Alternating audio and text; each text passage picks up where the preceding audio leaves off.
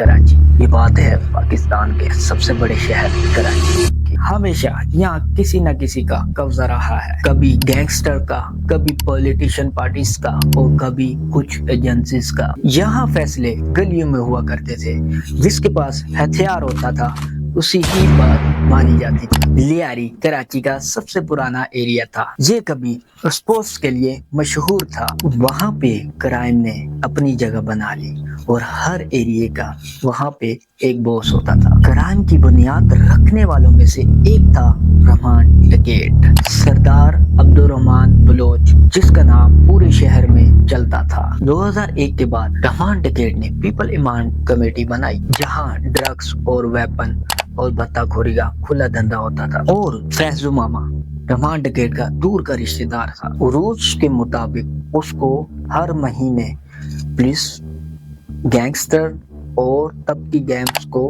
भत्ता देना था और वो 15,000 हर महीने रहमान डकैत को दिया करता था। और गैंग्स की जंग कत्ल्स, और उस वक्त कुछ नई गैंग्स ने जन्म लिया और उसमें से एक नाम था अरशद पप्पू। अरशद पप्पू ने फैजू मामा को फोन किया और सिर्फ उसे ही भत्ता देने को कहा। फैजू मामा के इनकार करने के बाद अरशद पप्पू ने उसे किडनैप किया और उसे कत्ल कर दिया और शरेआम कत्ल की जिम्मेदारी भी ली। 9 अगस्त 2009 को पुलिस मुकाबले में रहमान डकैत की मौत हो जाती है और उसके बाद उसकी कुर्सी पे बैठने वाला उज़ैर बलोच था, जो कि अपने बाप का खून का बदला भी लेना चाहता था। और उज़ैर बलोच पॉलिटिशियन के साथ भी लिंक्ड था, वो पीपल पार्टी का सपोर्टर भी था और उसके खिलाफ भी 200 से ज्यादा केसेस थे। लियारी उसका किंगडम बन चुका था। उज़ैर बलोच का इनकम रिवेंज। उज़ैर बलोच ने अरशद पप्पू को पुलिस के साथ सेटिंग करके अरेस्ट करवाया और फिर अपने ही हवाले ले लिया। इनका काम बहुत ही बुरा था। उज़ैर ने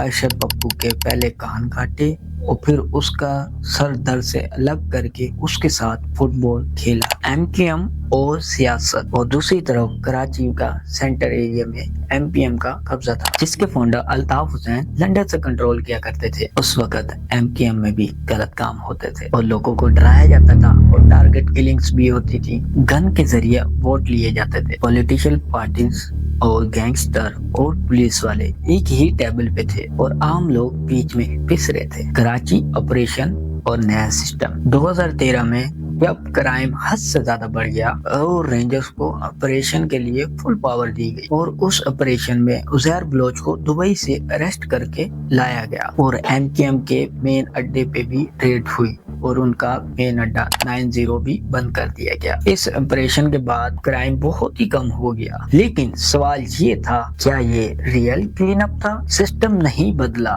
पहले भत्ता बैंक्स के बदले लिया जाता था और अब फाइल्स और कुछ डॉक्यूमेंट्स के बदले लिया जाता है। वेपन की जगह पे पेन चलता है। आज के गैंगस्टर लग्जरीज गाड़ियों में घूमते हैं और आज का क्राइम गलियों में नहीं ऑफिसों में होता है। कुछ नए माफिया ग्रुप्स आ चुके हैं, जिसमें water tank mafia, land grabbing mafia, real estate के बैड प्लेयर्स जो कि शहर को चला रहे हैं। कराची को ना पुलिस चलाती है ना कोई पॉलिटिशियन चलाता है। कराची को पावर का प्रेशर चलाता है। वो कभी गन से होता है, या कभी बोट से होता है, या कभी कुछ दूसरे मजीद तरीकों से। आपने देखा KHM TV। अच्छा लगा हो तो सब्सक्राइब करें और बेल आइकन लाजमी दबाएं और कमेंट में अपना राय देते हुए